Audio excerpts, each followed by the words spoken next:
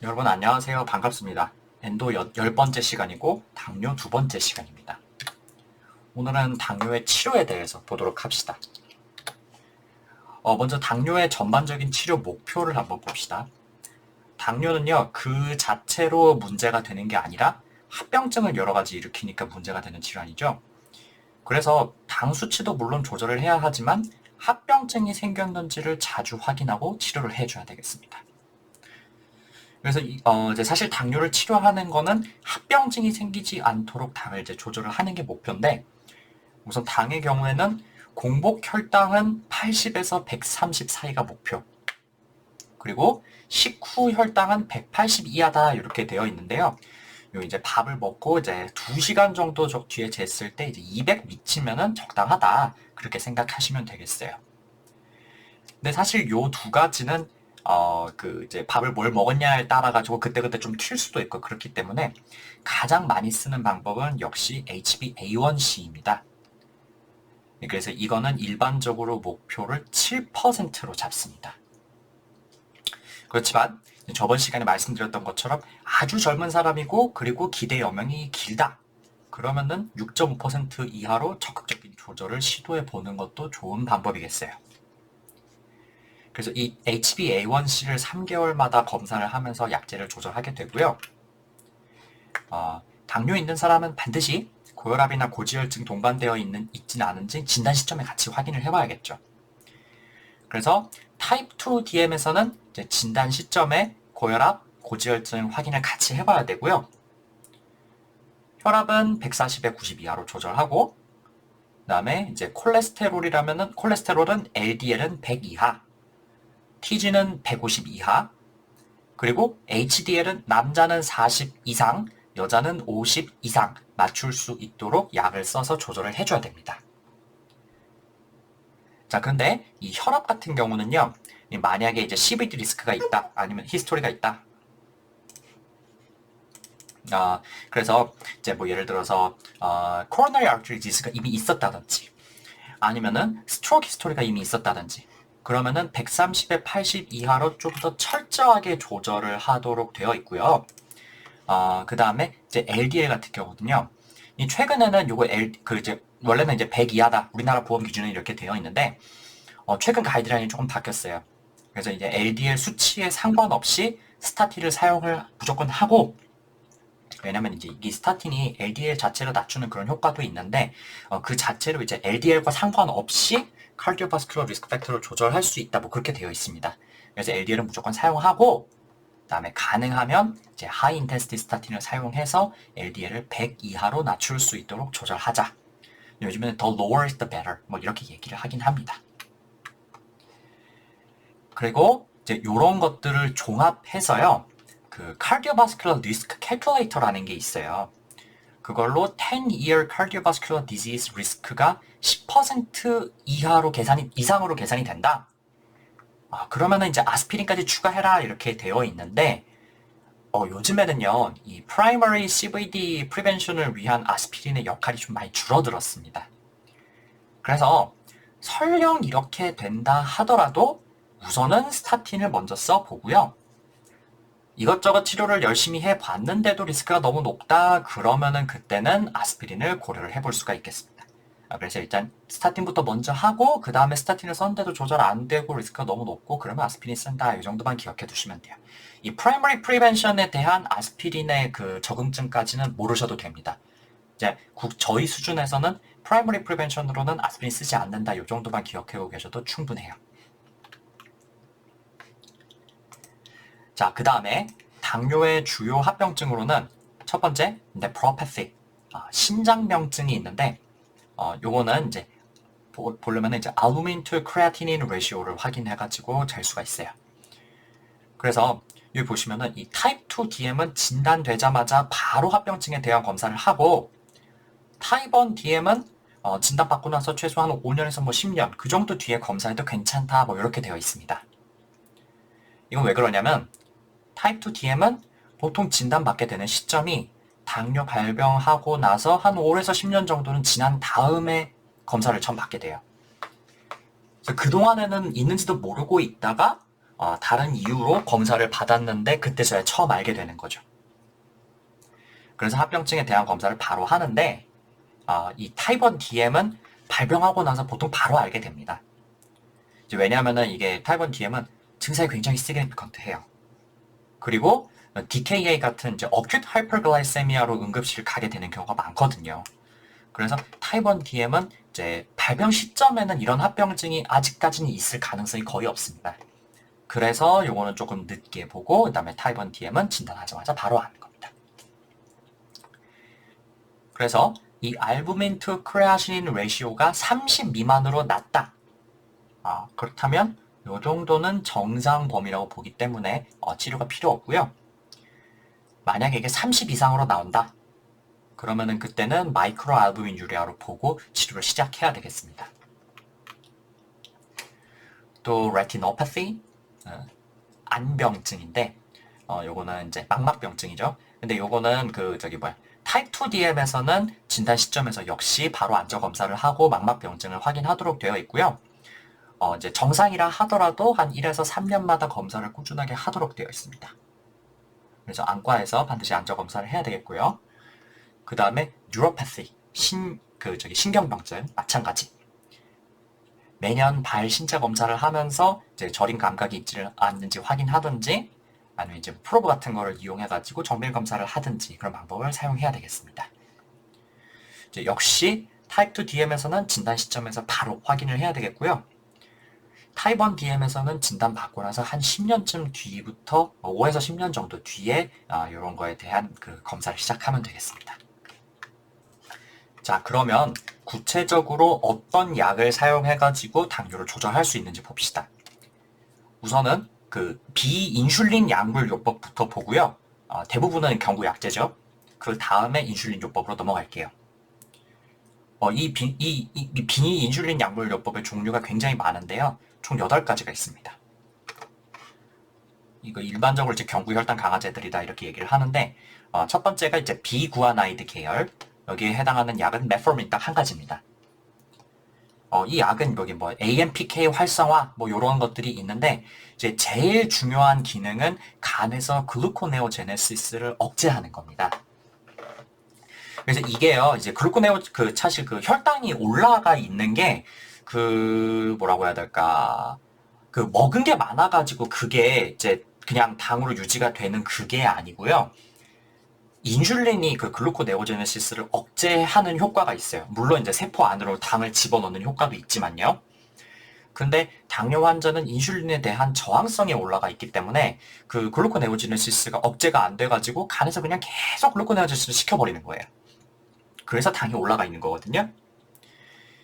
그래서 이 메포민은 얘를 억제할 수가 있기 때문에 이제 전반적으로 혈당을 낮추고 그 다음에 그 인슐린 저항성이 있으면은 당이 막 널뛰기를 해요. 막 올라갈 때는 엄청 올랐다가 떨어질 때는 확 떨어졌다가 이런 게 있는데 그거를 어느 정도 플럭추에이션을 억제해주는 그런 효과가 있습니다. 그러면서 이 메포민은 저혈당까지는 시키지 않는 그런 장점이 있어요. 그래서 이 메포민이라고 하는 약이 전반적으로 인슐린 저항성을 개선하면서 혈당을 좀 안정적으로 낮춰주는 효과가 있기 때문에 이 타입 2 DM은 대부분 메포민 단일 요법으로 치료를 시작하거나 아니면은 메포민은 포함한 이제 요법 같은 걸로 치료를 시작하는 경우가 많습니다. 자, 그런데 문제는 이 약이 간부전이나 이제 간부전보다는 사실 이제 신부전이 있을 때 키드니 기능이 떨어졌을 때요 락틱 애시도시스를 일으킬 수 있다는 단점이 있어요. 그래서 사실은 이 메포민을 이제 사용해가지고 정말 락틱 애시도시스까지 가는 경우는 거의 없다고 하지만 어쨌든 GFR이 60 미만이면은 양을 줄이고 GFR이 30 미만이면은 금기다 이렇게 되어 있습니다. 그리고 이제 예전에는 그래서 이 락틱 애시도시스의 리스크가 있기 때문에 이제 이제 조영제를 이용한 CT를 찍을 때 그때는 무조건 메포민을 중단해라 이렇게 얘기를 했습니다.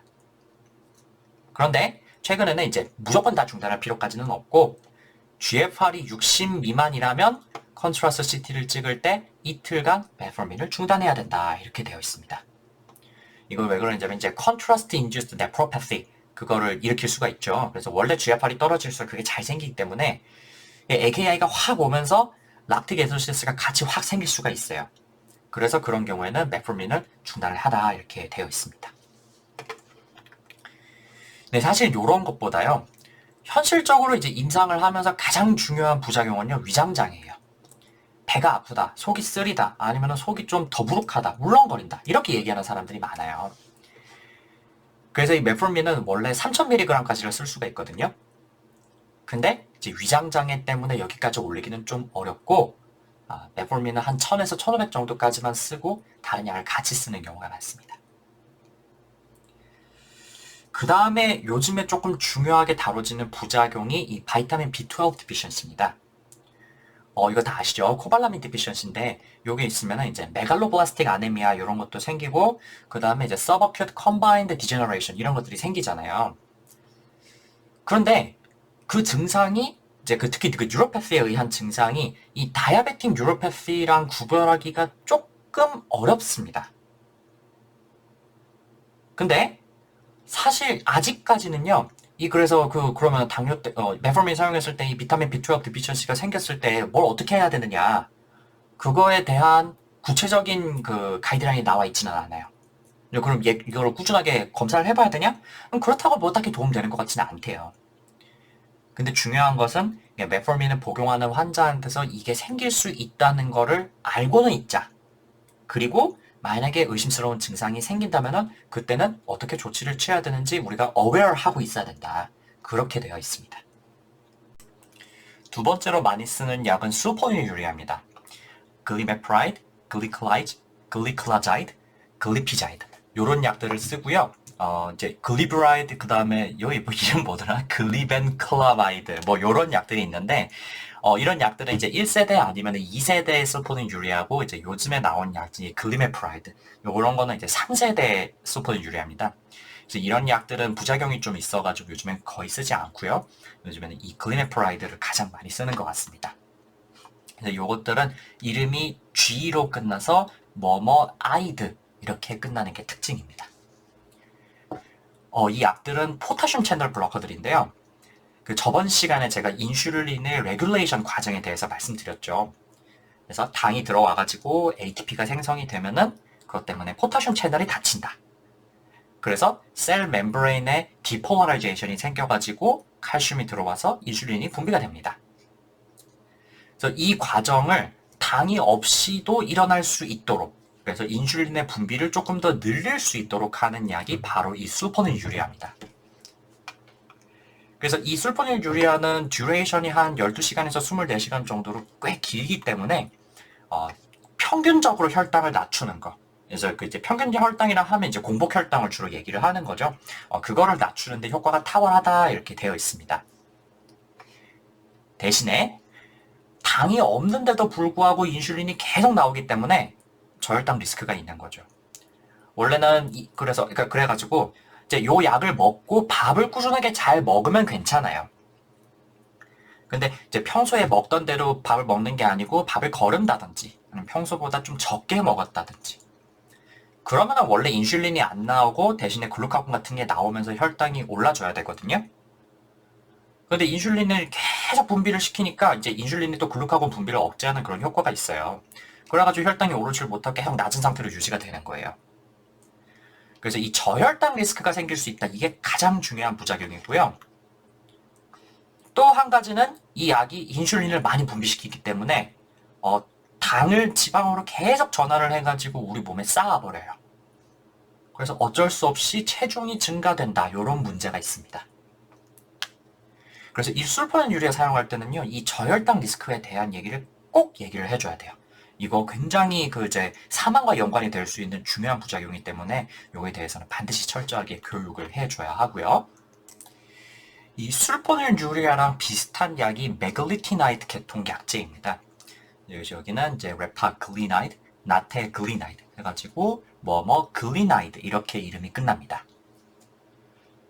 이 약은 술포닐유리아랑 비슷하게 포타슘 채널 블로커고 역시 그래서 인슐린 분비를 촉진시키는 약, 그래서 인슐린 시크리타고그 이렇게 얘기를 하는데 이 약은 술퍼는 유리아랑은 바인딩 사이트가 조금 다르대요. 그래서 기능은 같지만은 똑같은 약은 아닌 거죠. 그래서 이 약은 장점이 술퍼는 유리아보다 온셋이 조금 빠르대요. 그래서 식후 혈당 감소에 조금 좋다 이렇게 되어 있는데 사실 제가 임상에서 이 약 쓰는 거를 본 적은 없어요. 시험에도 거의 안 나옵니다.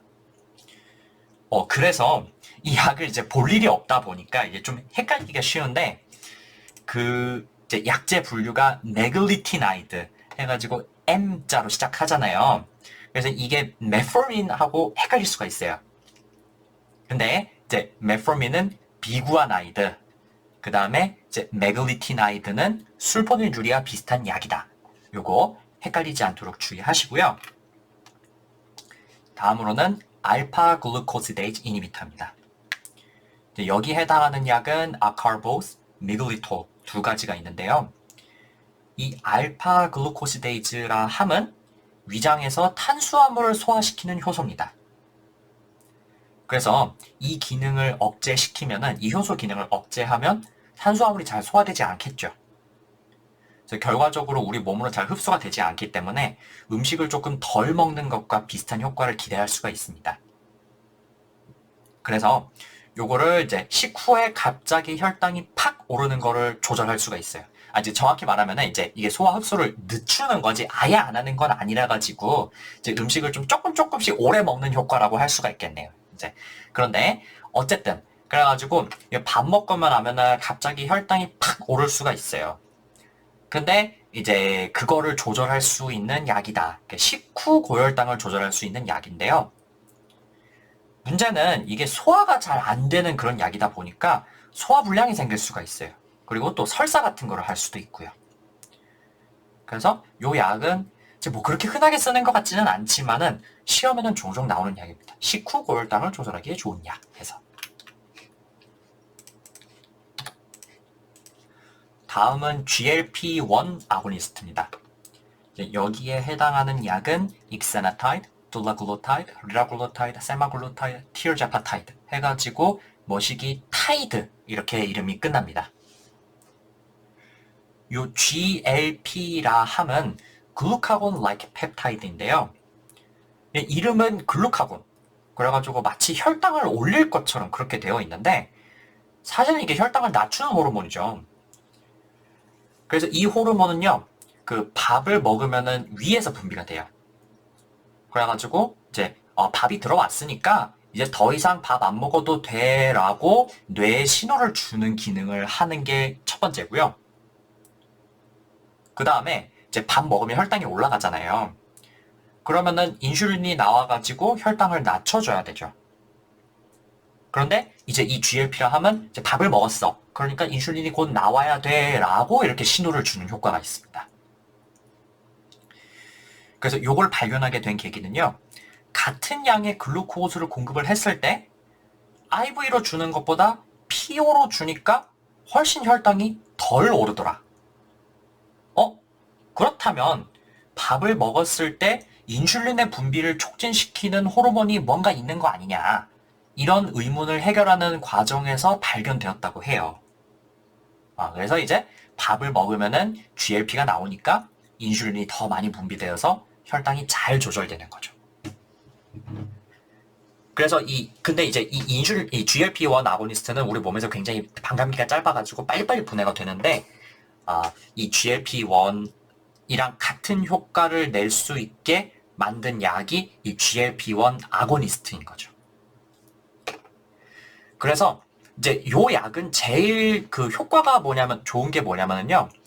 밥을 먹었다는 신호, 그러니까 이제 더 먹을 필요가 없다는 신호를 뇌에다 보내는 거죠. 그래서 포만감을 일으킵니다. 이거 먹으면은 배가 안 고프대요. 밥을 안 먹어도. 그러다 보니까 밥을 안 먹어가지고 체중 감소를 자연스럽게 일으킬 수 있는 그런 효과가 있습니다. 그래서 그런 장점이 많기 때문에 이 체중 감소 효과에 주목해서 만든 그 약이 바로 이 리라글루타이드, 그 유명한 싹센다죠. 이제 비만 치료에 효과가 좋다. 그래가지고 이제 인증된 건데 요즘 개원가에서 체중 감소용으로 아주 인기가 좋은 약입니다. 그래서 요걸 싹센다라고 하고 이제 그거를 조금 개선해서 만든 약이 그 세마글루타이드, 이거 위고비라고 하고요. 그 다음에 최근에 나온 게 티르제파타이드라고 해서 이거는 이제 싹센다보다도 훨씬 체중 감소 효과가 좋다 이렇게 알려져 있는 체중 감소 효과가 좋다고 이게 요즘 광고를 하고 있는 그런 약이 되겠습니다. 근데 이런 약들은 이제 그래서 보통 당뇨 치료용으로 쓰기보다는 비만 치료용으로 많이 쓰고, 당뇨 치료용으로 쓰는 거는 요 둘라글루타이드라고 있는데 요게 이제 트루리스티라는 그런 약입니다. 근데 이 GLP 아고니스트는 단점이 그 펩타이드 계통의 일종의 호르몬이거든요. 그래서 이 약을 먹는 거는 아무 효과가 없고요. 피하 주사로 투여를 해야 돼요. 주사로. 그래서 이게 최대 단점인데, 그래도 이 둘라글루타이드는 이 트루리스티 요거는 일주일에 한 번만 맞으면 된대요. 그럼에도 불구하고 많은 환자들이 이 인슐린 주사를 맞기 시작한다. 그거에 대한 굉장한 부담감을 느껴요. 그래서 요거는 약을 시작하는 게 제일 큰 장벽이라 그래야 되나? 그런 겁니다. 그리고 이제 또 하나의 단점은 이 CKD가 있으면은 요 약을 쓸 수가 없습니다. 그래서 이 GLP-1 아고니스트가 단점에도 불구하고 굉장히 효과가 좋다 보니까 이 다른 방법으로 어떻게 이걸 이용해 볼 수 있을까 하는 고민들을 했어요. 그래서 나온 게 DPP-4 이니비터입니다. 조금 전에 말씀드렸듯이 이 GLP-1이라고 하는 호르몬은요, 우리 몸에서 반감기가 얼마 안 돼요. 몇 분밖에 안 된다 그래요. 근데 그 이유가 뭐냐면은 DPP-4라고 하는 요 효소가 이 GLP-1이라고 하는 단백질을 바로바로 분해를 해버린대요. 그래서 이 GLP-1이라고 하는 그래서 이제 GLP-1 아고니스트 계통은 이 DPP-4라는 효소에 의해서 분해가 안 되도록 호르몬을 개조해서 오랫동안 가게, 요 최대 이제 일주일까지 가게 그렇게 만든 거고, 요 DPP-4 이니비터는 반대로 DPP-4라는 그런 효소를 기능을 억제해가지고 우리 몸에서 나온 엔도지너스 GLP-1의 반감기를 조금 더 길어질 수 있게 그런 만든 약이죠. 그래서 여기에 해당하는 약이 알로글립틴, 시타글립틴 등등 해가지고 글립틴으로 끝나는 약들입니다. 그래서 이 약은 기대하기로는 GLP-1 아고니스트랑 효과가 비슷하겠죠.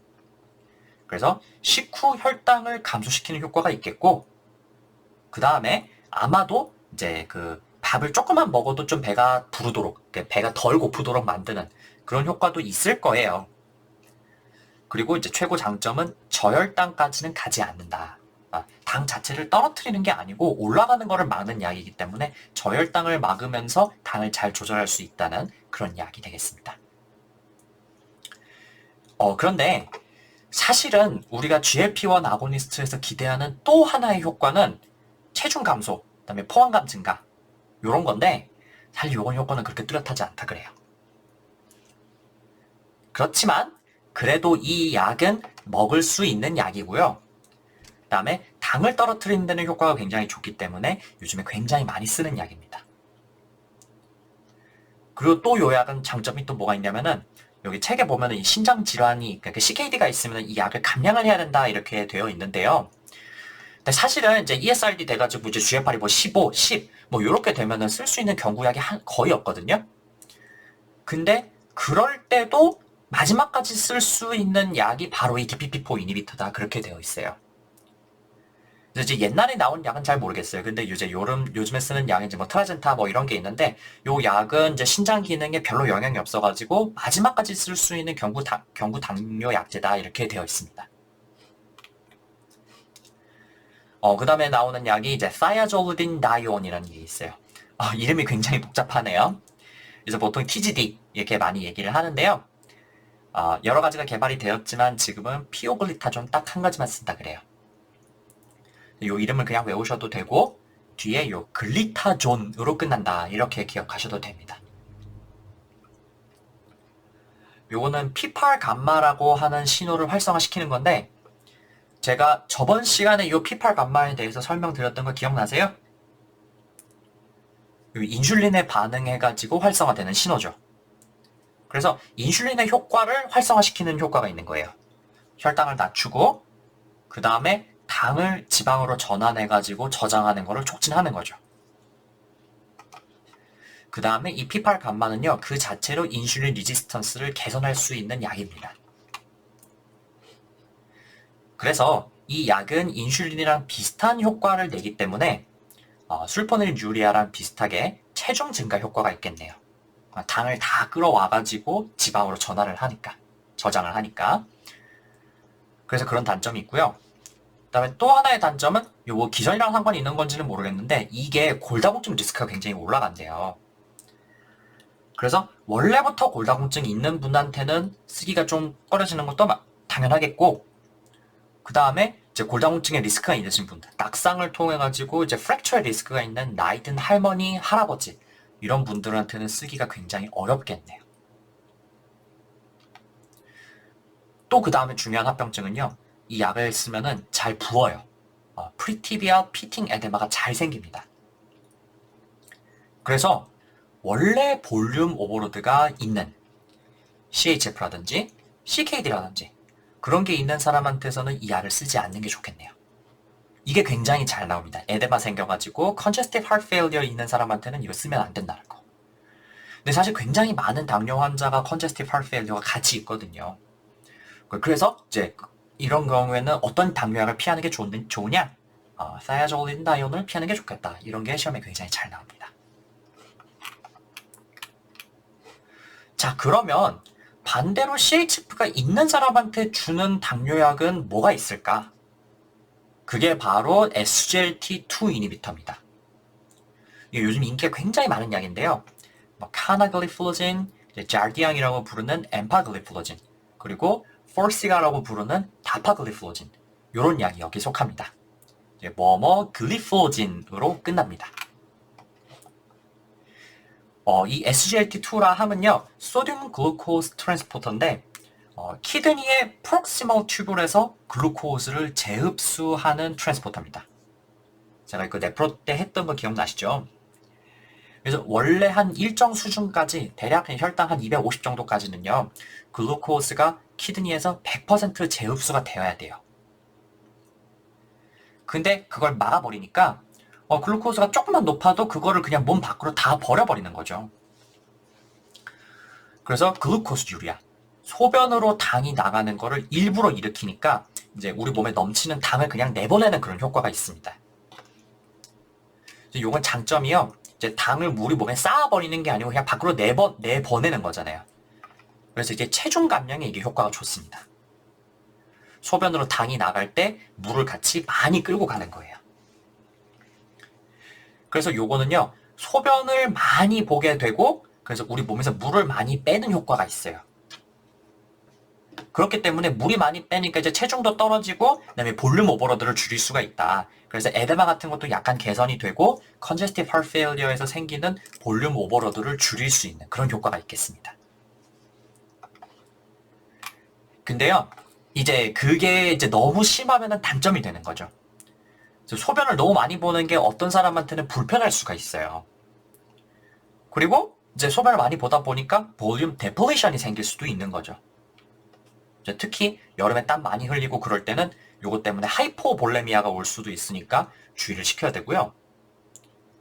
그다음에 가장 큰 문제는 역시 요로생식계 감염입니다. 소변에 당이 섞여가지고 소변이 굉장히 끈적끈적해지고 달콤해지기 때문에 그러면 어떻게 되겠어요? 그 균들이 그걸 굉장히 좋아하겠죠. 그래서 할머니들은 원래 UTI가 생기기가 쉬운데 요 약까지 써버리면 UTI 리스크가 굉장히 많이 올라간다 그래요. 그래서 이 약은 굉장히 장점이 많지만 여러 가지로 좀 조절하기가 귀찮은 그런 약이기도 한 거죠. 자, 그래서 이렇게 지금까지 개발된 약이 대략 한 8가지 정도로 분류가 되는데요. 이거를 약을 이름을 외우기가 굉장히 힘드시죠? 그래서 저도 지금까지 이제 참 바로바로 매치가 안 되고 좀 헷갈리는데 아직까지 국시에서는 뭐 요 약을 개별 이름으로 내지는 않고 좀 클래스 계통으로 내는 경향이 있기는 해요.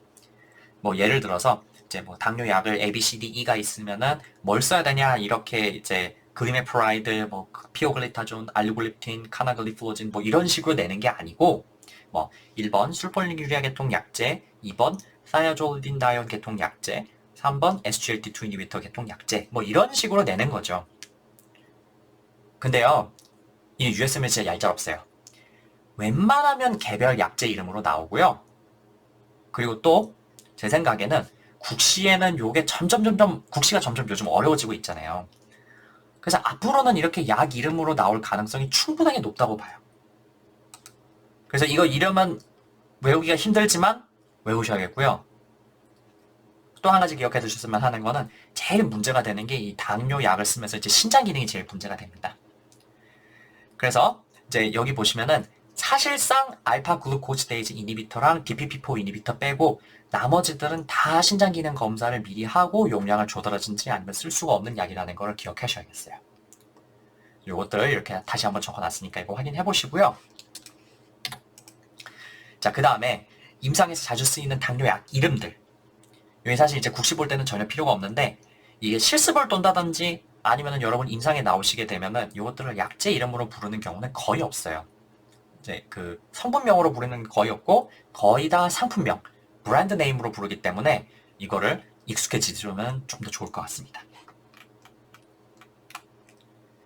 자, 그래서 이제 그 조금 전에 말씀드렸던 그 웨이트 로스와 카디오 프로텍티브 이펙트가 있는 약제 요 두 가지가 요즘에 시험 좀 잘 나오기 때문에 좀 한번 보도록 합시다.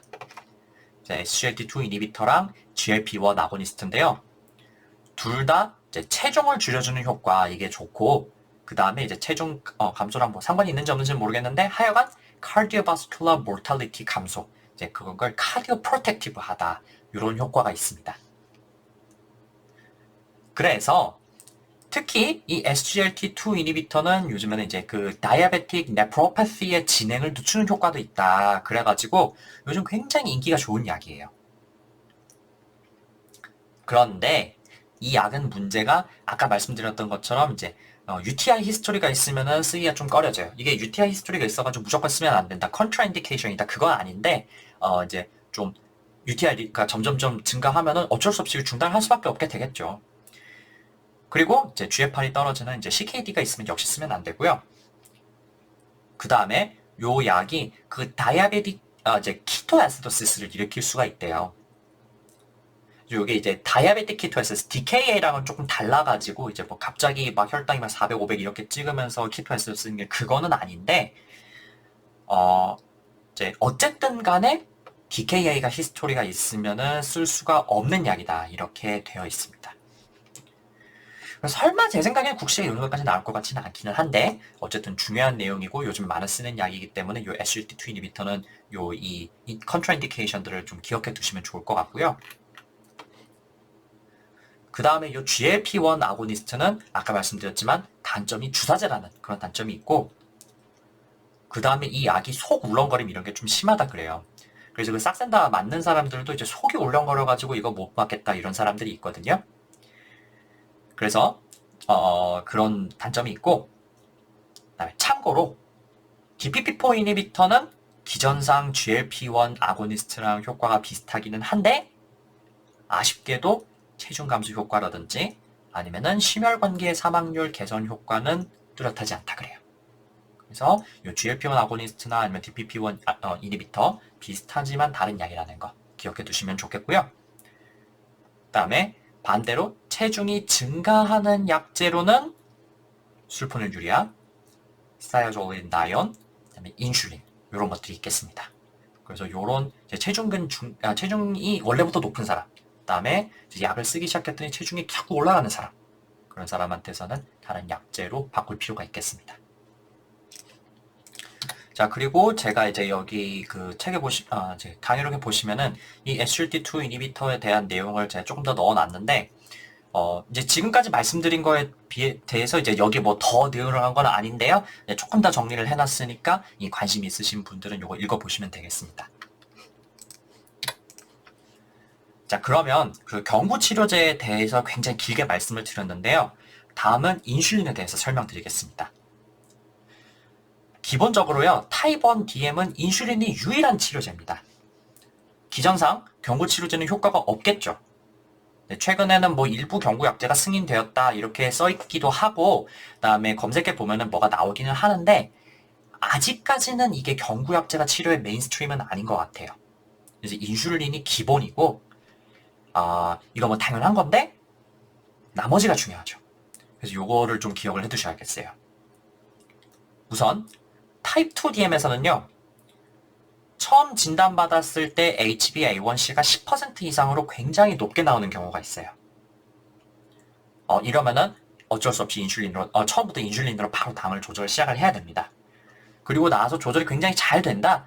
그러면은 이제 인슐린 중단을 고려를 해볼 수가 있는데, 어쨌든 10%가 넘었으면 바로 인슐린 시작해야 되고요.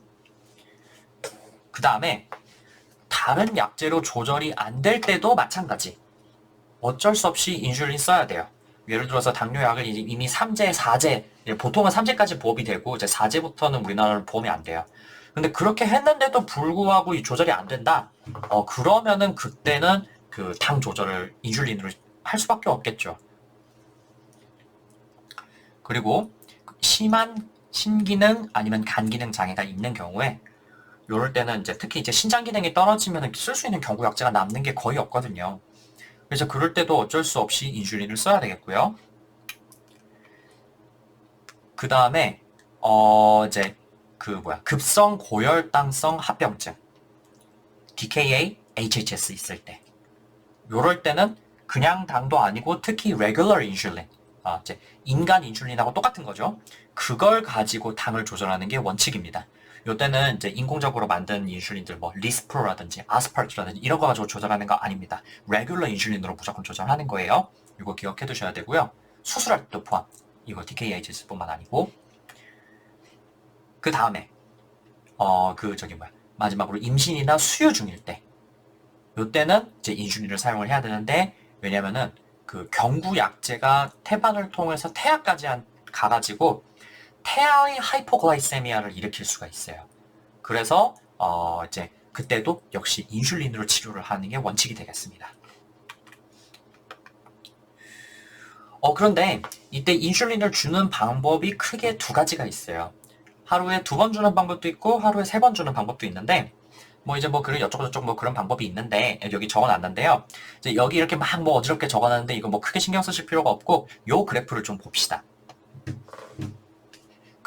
우리 몸의 인슐린 분비를 보면은 밥 먹었다 해가지고 갑자기 팍 튀고 그다음에 밥 안 먹었다고 아예 안 나오고 그건 아니고 어느 정도로 기본적인 레벨을 유지를 하되 그 다음에 답을 먹으면은 조금 올라갔다가 그 다음에 이제 혈당이 조금씩 떨어지면서 또 조금씩 내려가다가 이런 식으로 기본 레벨은 깔고 거기서 약간 올랐다 살짝 내렸다 올랐다 살짝 내렸다 그렇게 되어 있거든요. 그래서 이제 사람이 밥을 3번을 보통 먹잖아요. 2번 먹는 사람도 있고 3번 먹는 사람도 있는데, 어쨌든 그러면은 이제 밥을 먹고 나서 식후에 잠깐 올라가는 고혈당도 잡아야 되고, 그 다음에 밥 시간 사이에는 이제 기본적으로 인슐린이 어느 정도 깔려 있으니까 그 레벨도 기본적으로 약간 유지할 수 있는 그런 정도의 인슐린 공급을 유지하는 것이 가장 좋은데, 이제 원래는 당연히 우리 몸에서 알아서 인슐린 농도를 조절하면서 그걸 잡아주죠. 근데 당뇨 환자는 그게 잘 안 되잖아요. 그래서 최대한 자연스러운 인슐린 농도에 가깝도록 외부에서 인슐린 공급을 해주는 겁니다. 그래서 여기 보시면은 이렇게 초록색으로 나와 있는 거는 온셋이 빠른 인슐린, 초속효성 인슐린을 이용해가지고 밥 먹고 나서 잠깐 올라가는 요 식후 고혈당을 잡을 수 있도록 그렇게 하루 2번이나 아니면 3번 사용을 하고요. 그 다음에 하루 종일 일정한 수준으로 작용하면서 혈당을 잡을 수 있도록 기저 인슐린, 베이설 인슐린을 깔아주는 겁니다. 여기 보시면 이제 롱액팅 베이설 인슐린이라 하면 이제 롱액팅 인슐린은 거의 작용 시간이 한 24시간, 40시간 이렇게 굉장히 오래 가는 인슐린이거든요. 그래서 그런 거를 쓸 때는 하루에 한 번만 사용하면 되고, 그게 아니라 한 12시간 정도만 가는 인슐린이 있어요. 이제 인터미디엇 인슐린이라고 하는데, 그런 거를 사용할 때는 한 번만 맞아가지고는 이 베이설 인슐린을 깔아줄 수가 없기 때문에 이거를 2번 맞아가지고 NPH를 베이설 인슐린으로 깔아주는 방법입니다. 그래서 그래 구체적으로는 어떤 인슐린들을 사용하면 좋으냐? 요 그래프가 굉장히 중요하기 때문에 요거를 잘 기억을 해두세요. 그 사람 몸에서 나오는 인슐린하고 똑같은 거를 우리가 레귤러 인슐린, RI라고 하는데요. 이제 인공적으로 만든 인슐린들은 그 아미노 애시드 배열을 조금씩 바꿔가지고 그 인슐린의 액션 프로파일을 조절을 할 수가 있습니다. 그래서 어떤 인슐린은 굉장히 빠르게 작용해가지고 효과가 잠깐 피크를 딱 찍고 끝나게 만들 수도 있고요. 이제 그런 것들은 Rapid Acting 인슐린이라고 얘기를 하고, 그것과 정반대로 딱히 효과의 피크를 찍는 거는 아닌데 오랜 시간 동안 꾸준하게 효과를 내는 롱 액팅 인슐린도 있습니다. 그래서 이제 요거 각각에 들어가는 것들이 어떤 것들인지 이름을 좀 기억을 해 두셔야 돼요. 그래서 이 Rapid Acting 인슐린은 약을 찌르고 나가지고 한 15분에서 30분 정도 뒤에 효과가 나타나는 것들이고요. 픽 액션은 한 1시간 정도까지. 그래서 1시간, 밥 먹고 나서 1시간 정도 뒤에 효과가 당이 확 올라가는 걸 잡아줄 수가 있는 거예요. 여기 해당하는 것들이 리스프로, 아스파르트, 글루리신 요 세 가지가 있습니다. 요 글루리신 주의하세요. 요 글루리신은 숏 액팅이고요. 이름이 비슷하게 G로 시작하는 글라진은 완전 정반대로 롱 액팅 인슐린이에요. 그래서 이런 인슐린은 밥 먹고 나서 혈당을 잡기 좋으니까 이제 밥 먹기 직전에 맞을 수도 있고 아니면 밥을 먹자마자 맞을 수도 있고, 그래가지고 이제 적당히 조절해가지고 그렇게 식사에 맞춰서 맞으면은 이제 식후 혈당을 조절하기에 굉장히 좋겠습니다. 그다음에 Rapid Acting에 비해서는 효과가 조금 더 늦게 나는 대신에 조금 더 효과가 오래 지속되는 게 Short Acting 인슐린인데, 여기에 해당하는 게 Regular 인슐린, 그러니까 사람의 인슐린이랑 똑같이 생기는 겁니다. 근데 제가 알기로는요, 요걸 이제 휴뮬린이라고 하는데 요거는 보통은 안 쓰고 이제 당뇨 치료용으로 보통 쓰지 않는 얘기예요. 이제 DKA라든지 HHS가 있을 때, 급성 고혈당증 합병증이 있을 때 요거 쓰고, 그 다음에 수술 중에 혈당 조절하려고 요 인슐린을 쓰는 것으로 그렇게 알고 있습니다. 요것보다 효과가 조금 더 긴 것이 이제 중간형 인슐린, Intermediate Acting 인슐린으로 이제 NPH라는 게 있습니다. 이건 대략 한 12시간에서 16시간 정도 이렇게 지속이 되는데요. 아침에 한 번, 그럼 저녁에 한 번 이렇게 맞으면은 이제 각각이 12시간 정도씩 해가지고 베이설 인슐린으로 깔아주는 그런 효과가 있겠습니다. 합쳐서 24시간 해서요. 근데 어쨌든 요거는 약간의 피크가 있어요. 그래가지고 아주 베이설로 쭉 깔아주는 건 아니고 오르락내리락 오르락내리락 이렇게 하기 때문에 여기 어느 정도 인슐린이 완전히 텅 비어버리는 그런 순간들이 생길 수밖에 없거든요. 그리고 어느 순간 갑자기 탁 튀어가지고 저혈당이 생길 리스크도 조금 더 높고요. 그래서 이 인터미디엇 인슐린보다 훨씬 더 그 안정적으로 인슐린 효과를 내주는 롱 액팅 인슐린이 개발되었습니다. 여기에는 이제 드테머, 글라진, 데글루덱 이렇게 세 가지가 있는데요. 데글루덱은 효과가 픽이 거의 없고 그냥 거의 한 이틀 가까이 그렇게 쭉 깔아주는 효과가 있습니다. 그래서 이런 약은요, 하루에 한 번만 맞으면 기저 인슐린 효과를 충분하게 낼 수가 있기 때문에 환자들이 조금 더 쓰기에 좋은 약이 되겠죠. 이제 이 글라진을 란투스 또는 투제오 이렇게 해가지고 굉장히 많이 쓰고요. 이 데글루덱 요거를 이제 트레시바라고 해가지고 역시 굉장히 많이 쓰는 약입니다.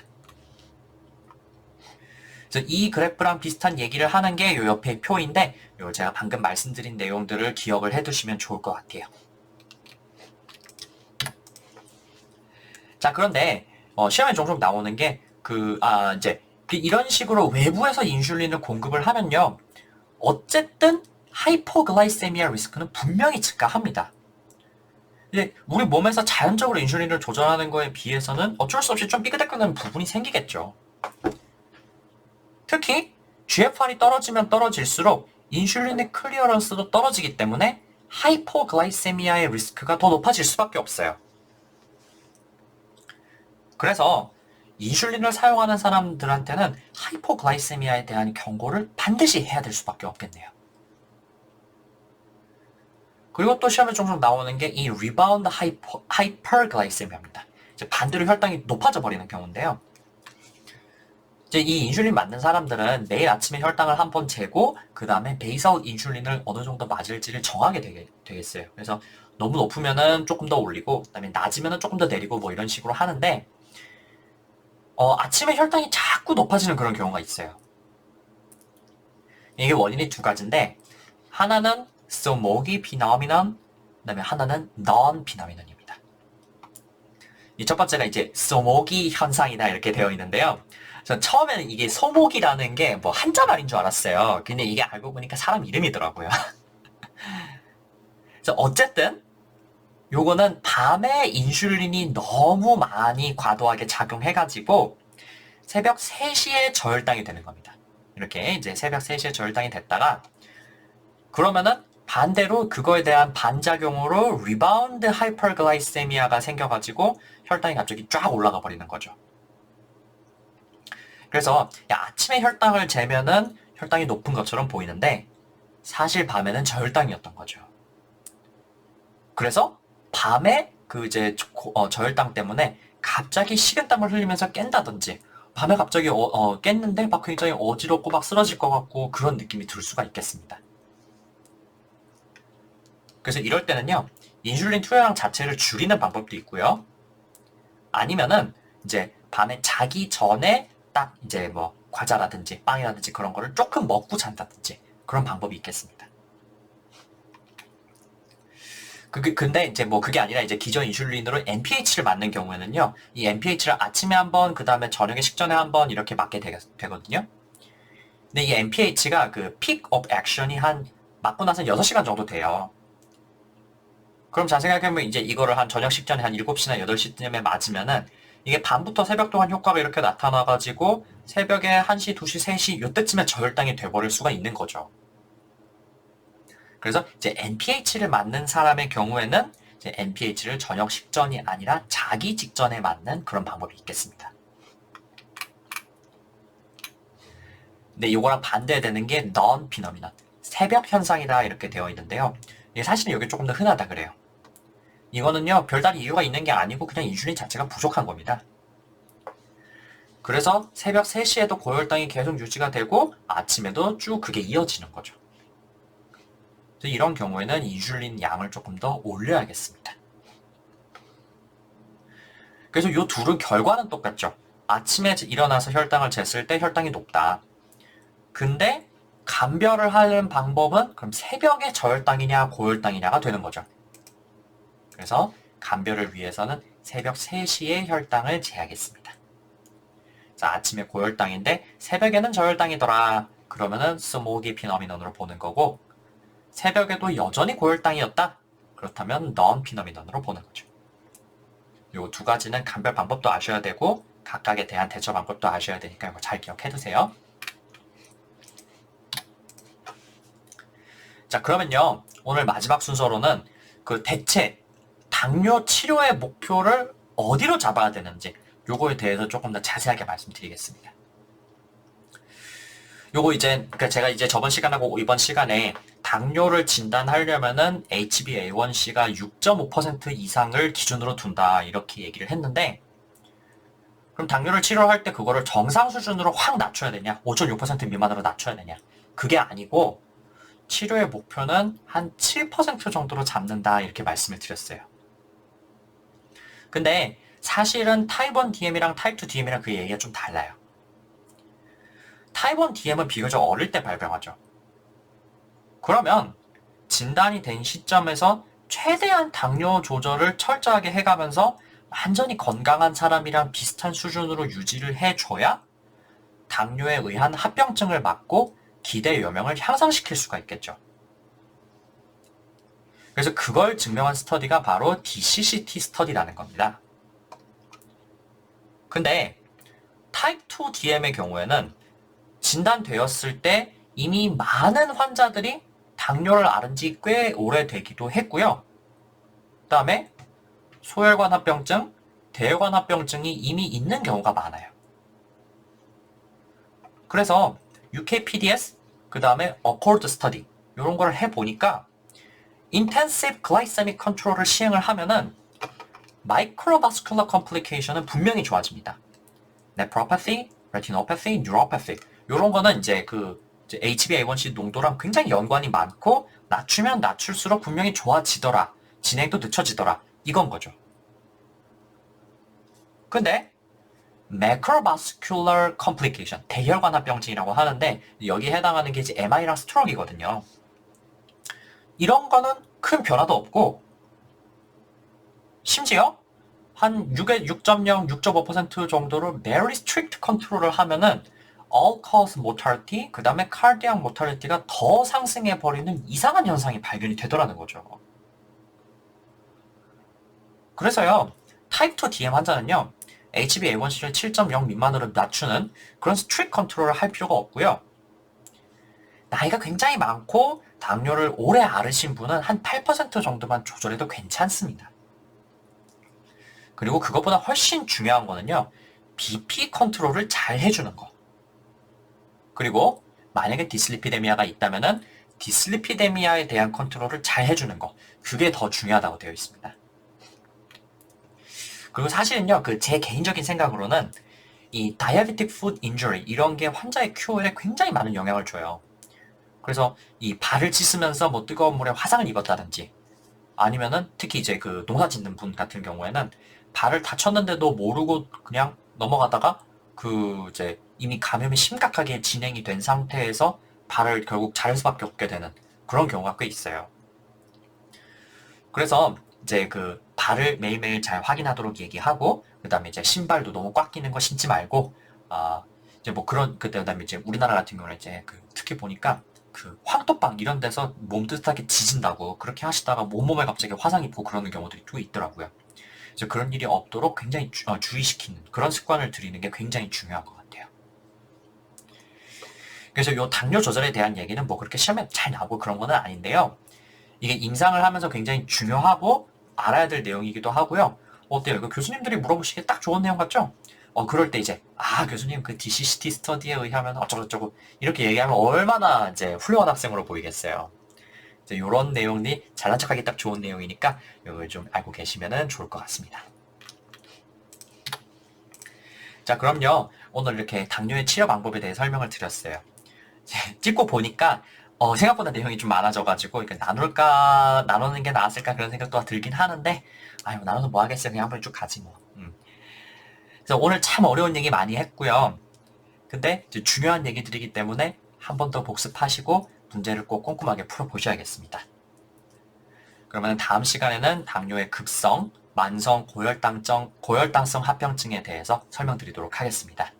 그럼 저는 다음 시간에 뵙도록 하겠습니다. 감사합니다.